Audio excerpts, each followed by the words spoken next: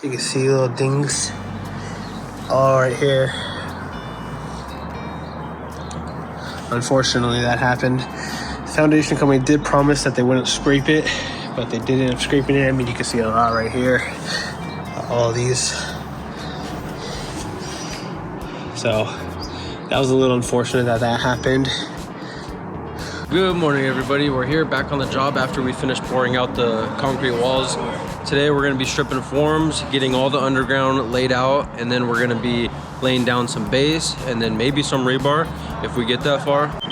So basically what we're doing here is we're creating a high point in the concrete, and we're going to put a drain right in the middle of this little square here because we're having problems with getting the water to run out to the street. So this will all kind of slope to the middle right here, and then past this pink line, everything's gonna run down towards the street. Hi, Tyler Odell here with Odell Complete Concrete, and today we are back on this job where we previously poured out these concrete walls. So we're getting back into some underground work here, and I'm figuring out how we need this copper line to be. We disabandoned the old sprinkler valve lines because it was that bottom line, which was not going through the pressure reducing valve, which you can see there on the right hand side. So we needed a new line that went through the pressure reducer valve and into the sprinkler valves, so the sprinkler valves wouldn't break. I was turning on the water main and it was completely tearing apart all of our PVC fittings that we had underground due to the sheer pressure that was being pushed through the pipes. And that's just because it wasn't going through the pressure reducer valve. However, we did fix that. We got it right, but I've never seen a house with such high pressure to the point where it was breaking the sprinkler valves and all of our underground PVC fittings. So I don't know, have you guys ever ran into that situation? It was pretty powerful, and yeah, I don't know, I never seen something like that before. So yeah, we went ahead and went through the pressure reducer valve, and it fixed that whole situation. Now we're cleaning up some of the leftover stakes and wood that we had from the concrete pour on these walls. As you guys saw, those forms were pretty beefy, a lot of stakes, a lot of wood. So it was a good amount of cleanup here. You can see all those stakes we had piled up right here. And now we're just loading these back up in the work trucks for the next one. And that's the great thing about these metal stakes. I mean, we just bought these for this job in particular, but now we're always gonna have them, so we don't need to keep going to Home Depot to buy the wooden ones that break on you in, you know, one job. We got these ones that'll last forever probably. Sometimes they get a little bent, but you just bang them out on the concrete or the ground or whatever, and you can straighten them right back out.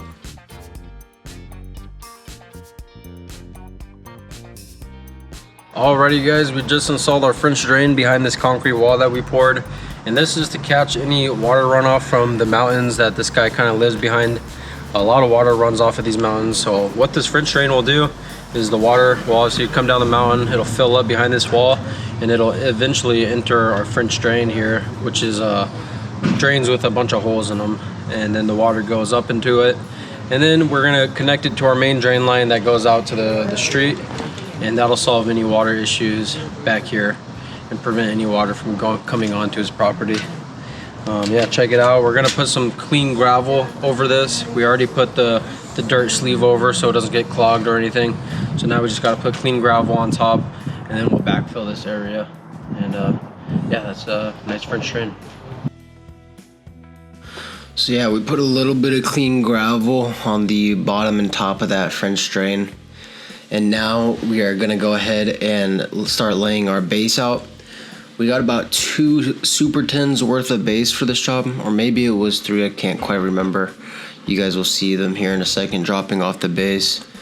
But yeah, we're just loading it up in the backyard now, grading everything and prepping this area for concrete, because we do have everything ready now. We got our electrical in, we got our gas lines in, our 3-inch drain lines in, and yeah, everything that was needed, our irrigation lines and whatnot. We're pulling our pink lines from the wall we poured to the forms that we have formed out. And that's just so we know we're grading this on the money. We're gonna have high points in between each drain back here. And then we're gonna rod the concrete in a radius motion around the drains to ensure all the water will slope to the drains.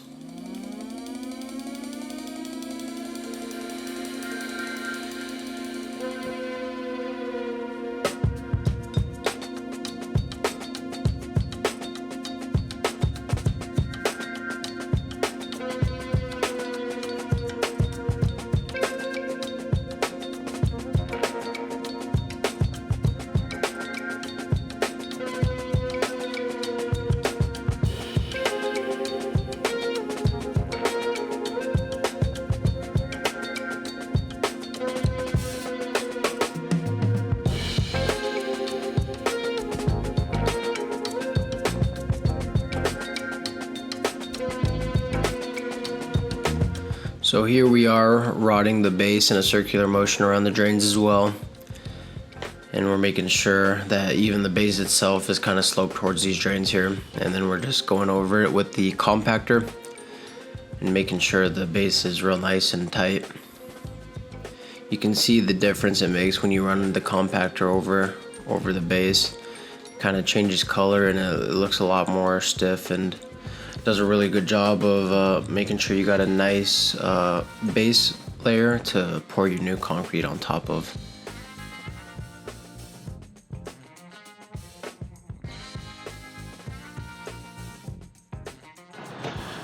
Alright guys, wanted to give you a quick little update on the project with the big retaining wall we just got done. We did pick up some fiberglass rebar, about 150 or 160 of those guys that we're going to be putting in. Special request from the homeowner. What do you guys think? Fiberglass or regular rebar?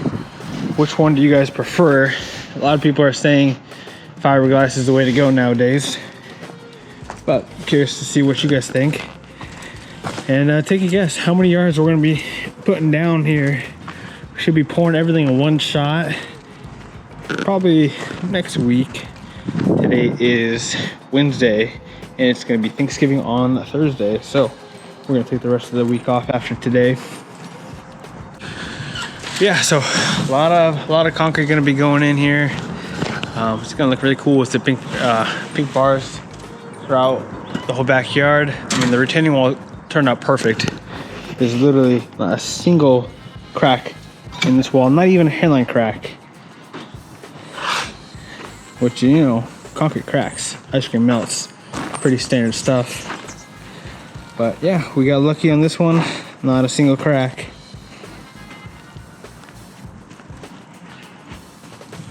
All right, so we got all pink fiberglass rebar. We're gonna be bringing it to the back. What's really nice about this stuff is it's super light. It's basically like a one-man job being able to carry all this. I mean, you would not be able to drop that like that if it was regular rebar.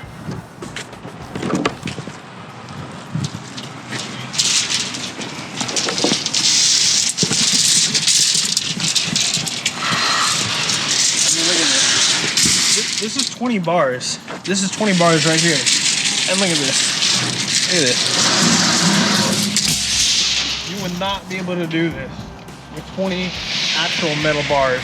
No way.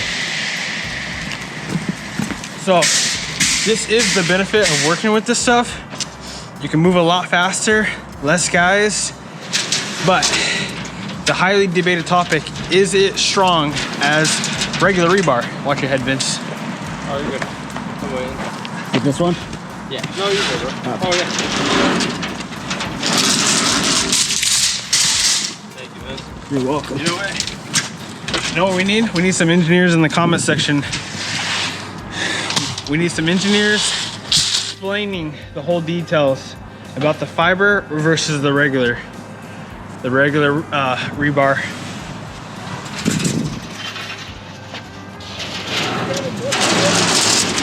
All right guys, so what you're seeing right here is our 3/4 inch rock. It is basically going to be going and filling all the way around our French drain system behind the retaining wall. It's going to be acting as, you know, on heavy rainstorms, water's going to be able to flow through this. If we didn't put this down, around the drain, what would happen is mud would cake up around it and clog all the holes in the French drain system, so water would not be able to flow. So that's the whole point of putting clean 3/4 gravel behind or around your French drain system and retaining walls. So here's the clean gravel going in behind the retaining wall here. And you know, I like that pink rebar, the fiberglass rebar, a lot more too. It is a lot easier to work with. It's just weird that you can't get that stuff approved for building anything structural with it.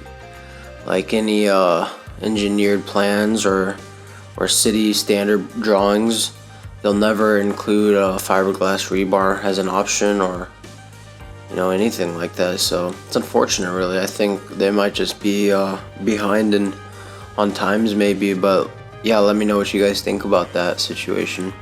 I think in the future we'll definitely be seeing more of that stuff to use structurally, but for now it's just gonna be us independent contractors using it, really.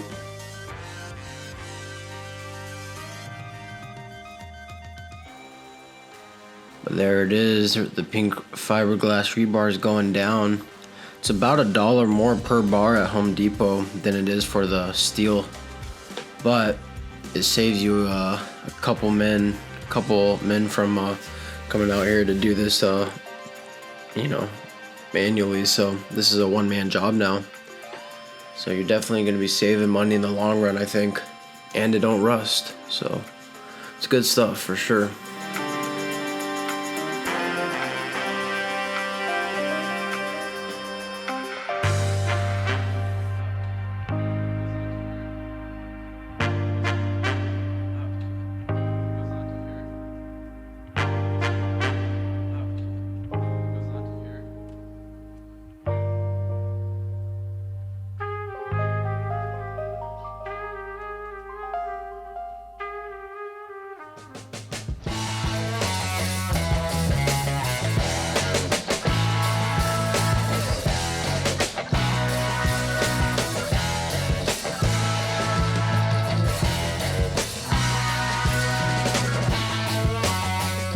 All right, so we just got all of our pink bar, which is our fiber rebar, installed. Super nice, super light to work with. The only downside is if you're doing a lot of the cutting and touch it, you're gonna get fiber in your hand, which is very annoying. But they do say that this is just as strong as regular rebar, if not better. We got everything on our usual pattern grid, 2 foot on center. Setting up all of our screed pins right now with our stakes. Yeah, everything's looking really good. I mean, we got all of the rebar in within an hour and a half. The only part that's actually taken long is tying, even though right now we're using the Makita automatic rebar tire, so it's a much quicker process than doing it by hand. So the backyard is looking really nice. We do have about 36 yards coming in. A lot of concrete. Everything's looking really good.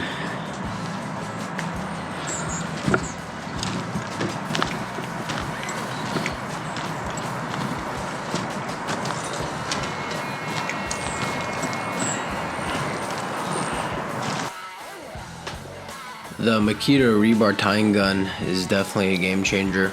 This also turns a 3-man job into a 1-man job. So we just put Junior on this, and he loves it, and he can do this all day long, no problem. And, it's fast, it's real fast. Probably as fast as 3 guys doing it by hand, I'd say. Junior's still learning, he's getting practice, but yeah, once he gets real good with this gun, he'll be zooming. Those metal stakes that you see in the middle of the field are our screed pins that we lasered in. The finishers just have to throw a 2x4 along those to make sure they got the proper elevations for the concrete and to make sure nothing is over or under.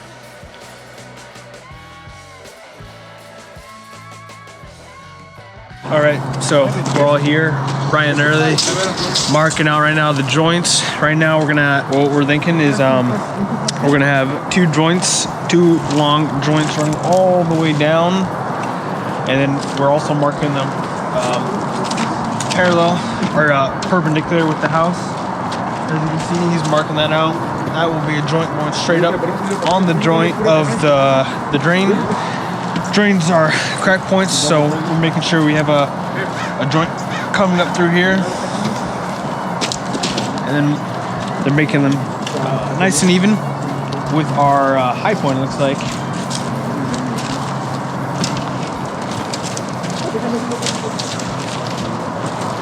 Yeah, so they're basically going right off of our high point, and then making sure they're nice and square with one another. Long at last, it is pour day. We got 3,000 PSI pea gravel mix coming today. We got Associated ready mix coming to bring us the mud. And then I believe we got Lolo on the pump with 4L pumping. And then we got our standard finishing crew here today. Beto and his guys came out to help us for the pour. I believe we poured about 40 yards on this one. So about, let's see, 4 trucks. And yeah, it came out really nice. We are pouring this thick. It's about 5 to 6 inches everywhere. And we did throw down a good amount of base, probably 2 to 3 inches of road base everywhere, if not more. So these guys are going to be rodding it, and my job mainly is to keep double checking their work as they go back. So as they're going back, I'm on I got like a 2 foot, 4 foot, and a 6 foot level on me. And I'm just double checking all of the elevations to make sure that the slope is proper and it's going into the drains. And a lot of times what will happen is these finishers will come in and they'll do their thing and they'll rod it out and everything, but if you don't have a head foreman or a lead man double checking elevations like that, your concrete's gonna be all screwed up. They can try their best, and I'm not saying it's it's their fault, but it's just human error. And you gotta have people double checking that kind of stuff. So I always make sure I'm on the level, and I'm just double checking their work as they go back. Most of the time these guys are pretty solid, they get it good, but there'll be a couple areas here and there where we'll have to go back and touch it up, or I'll just do it myself.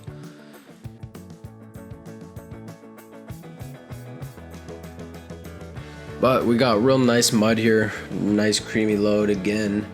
Same thing like that wall. And it's coming out real nice. We brought it at a 5.5 inch slump today, and we got what we asked for, which is good. And that's why I like going through big concrete companies rather than going through independents, because independents, a lot of the times you'll ask for a certain mix design or something, but they'll put whatever the hell they want in it, and it's really not going to be up to you. They can say they did, and they can show you a ticket that shows that you're getting what you asked for, but in reality, what's inside the actual truck could be something totally different. So I had to learn the hard way, but after that, I just don't use independents anymore. There's a couple independent guys that I know and I trust, but for the most part, I'm just gonna go with the big concrete companies like Associated or Robertson's or places like that. Here's the 4 foot bowl float, wooden bowl float. We're passing it as we move on back to the backyard, laying it down. Because once we get all the way back, it's gonna be hard to get to it. And here is the 5 foot, or maybe it's the 4 foot Fresno. And almost immediately after the bowl float, we hit it with the steel.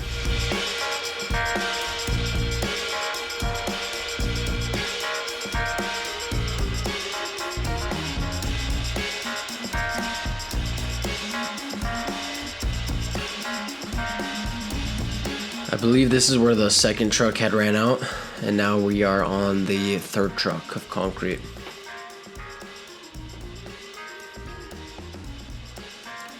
We got a couple guys pulling up the rebar, a couple guys pulling the hose, and then we got our rodmen, and then our bowl floaters here. So we got a real good setup. There's the screed pin I was talking about. The pumper just has to make sure he puts the mud right under that board. and he knows he's on the money. So the plumber's got a real easy job here.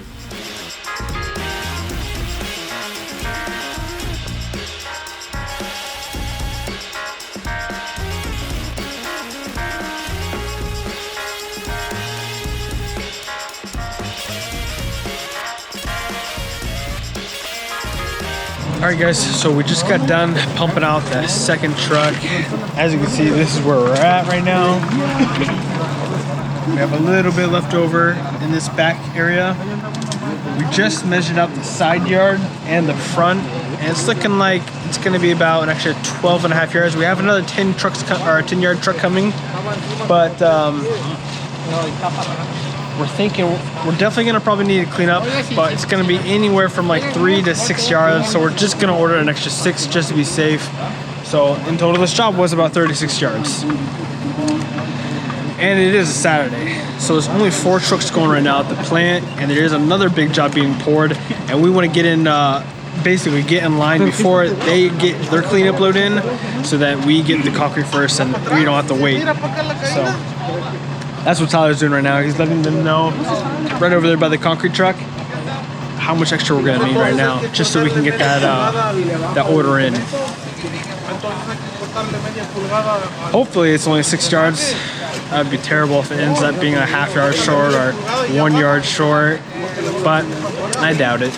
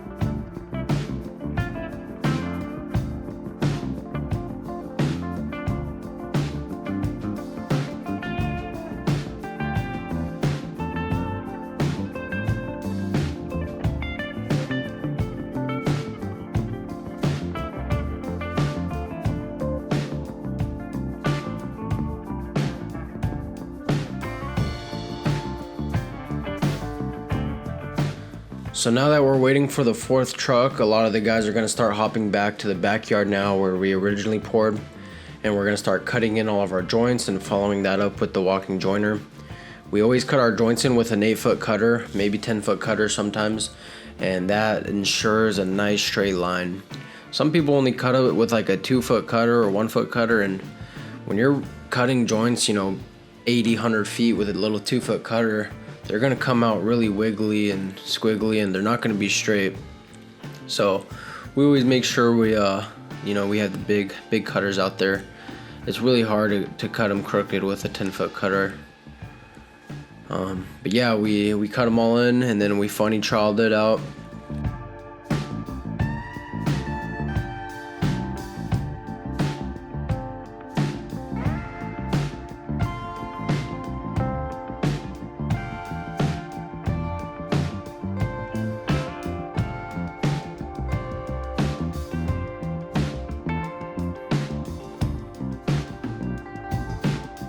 Now me and my brother are up here, and we're rodding out the rest of the driveway. I'm just going off the screed pin that we had established, and Timmy got a weddy he's pulling it off of. That makes it real nice and easy. We were a little high here. I think our finishers originally had rodded this, and we realized they were a few inches too high, so we had to bring it down a little bit.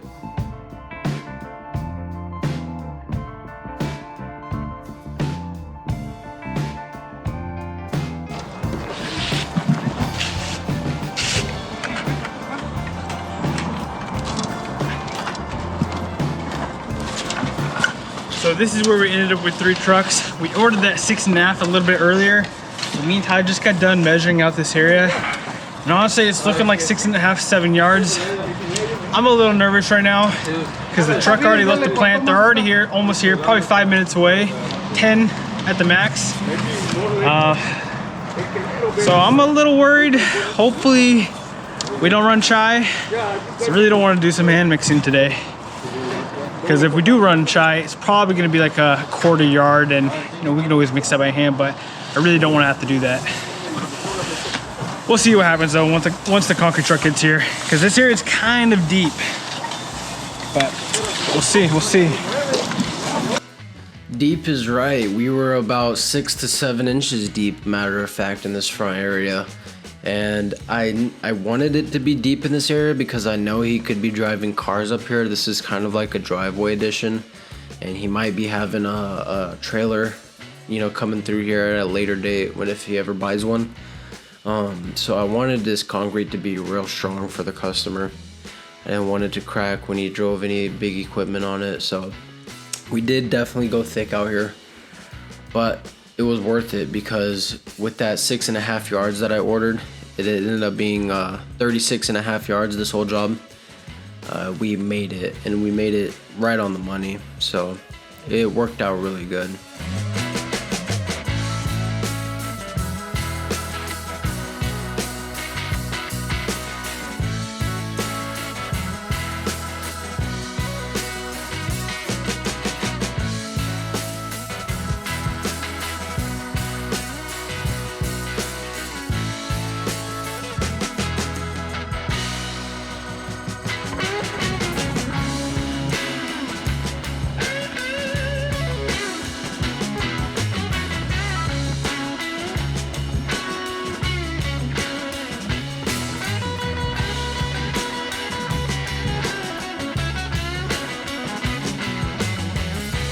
We actually made it. We probably have a 1/4 yard left in that truck right now, so yeah, I'm relieved.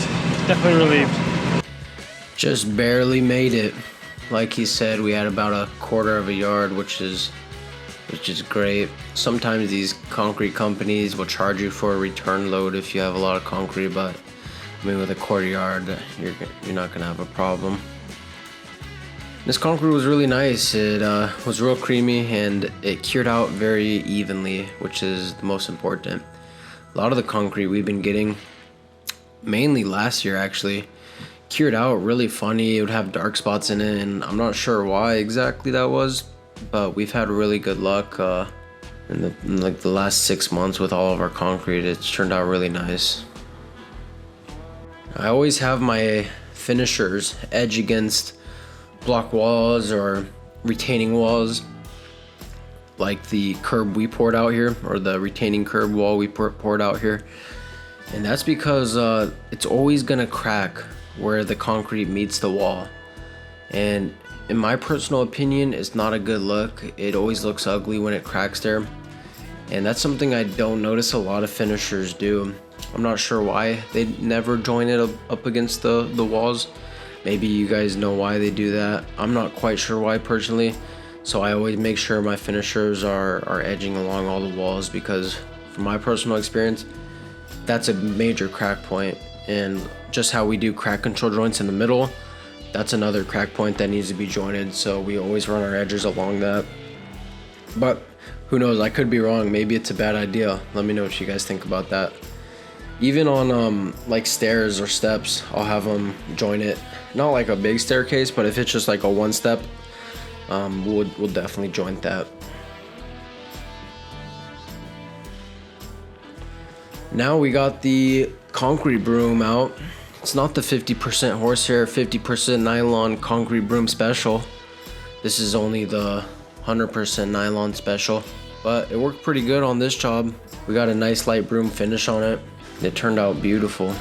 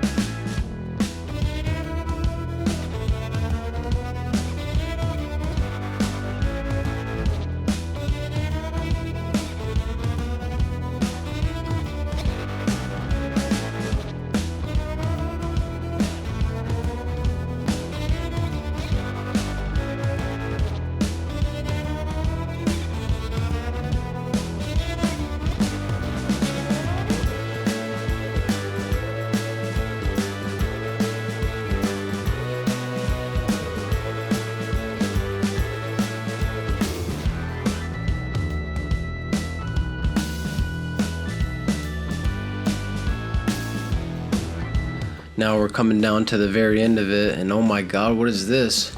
The 50% horsehair, 50% nylon concrete broom in action. This is a rarity, really. You don't get to see this too often anymore, but I decided to bust it out. The concrete was getting a little hard, so I had to rough it up a little bit here. And you know, this broom is perfect for situations like this. When the concrete's getting a little bit harder, you're gonna want to bust this broom out. You're gonna get a much nicer broom finish on it, for sure.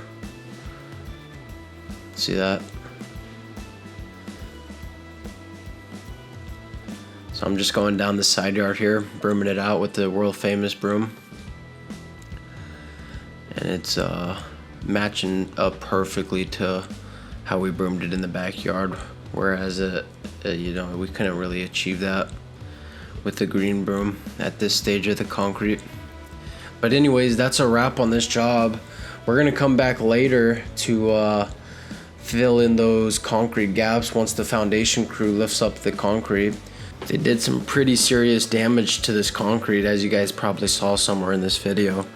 But yeah, I hope you guys enjoyed this series. Thank you guys so much for watching. We'll be seeing you guys on the next job.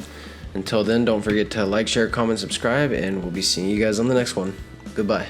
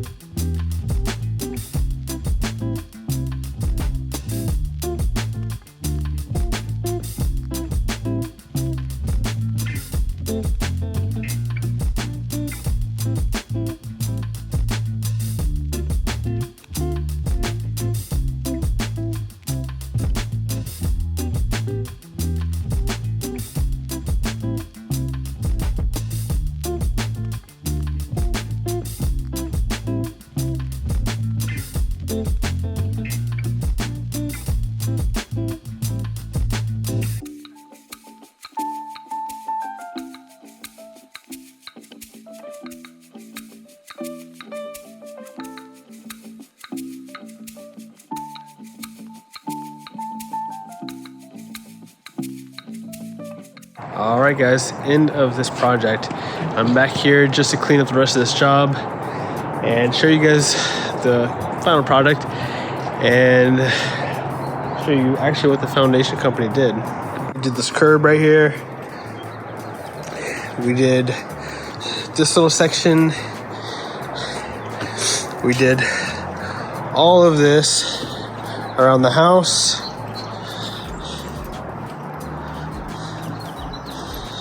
But the only problem that happened when we were here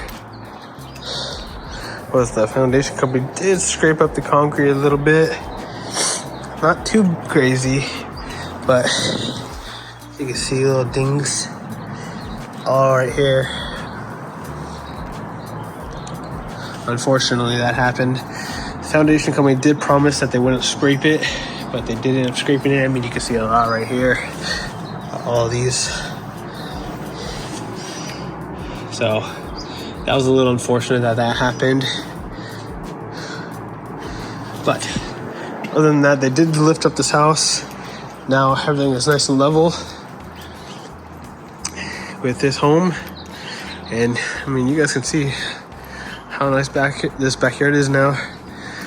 I mean, he also has his fencing up now. He's probably gonna get a little basketball court set up. I mean, it's big enough for one, that's for sure. We got a lot of drains down the middle. and everything's drained really nicely.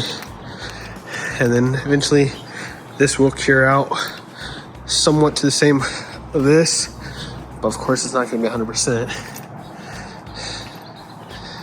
Either way, it's a lot better than it was, and you're not going to have to worry about any water issues here now.